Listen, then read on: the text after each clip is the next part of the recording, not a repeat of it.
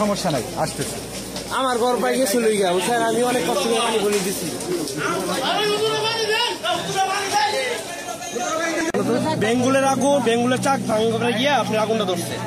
বাসা দিকে দুজন লোক আসছিল বেঙ্গুলের চাক ভাঙার জন্য। এই হঠাৎ করে বাসা থেকে আগুন লাগছে, আমি ভাই সাঁতার মতো আমি আসছি বাসায়। ভাই এলাকাবাসী আসছিল দেখতে ভাই বলছেন ভয়াবহ অবস্থা ধারণ করছে।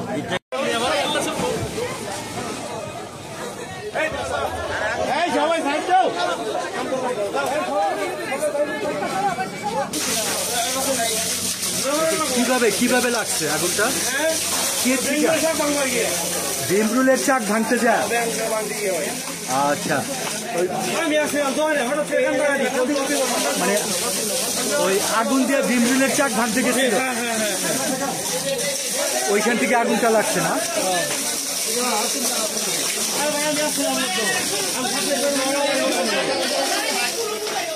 দর্শক, যেরকম বলছিলাম যে আগুন ভীমরুলের চাক ভাঙতে গিয়ে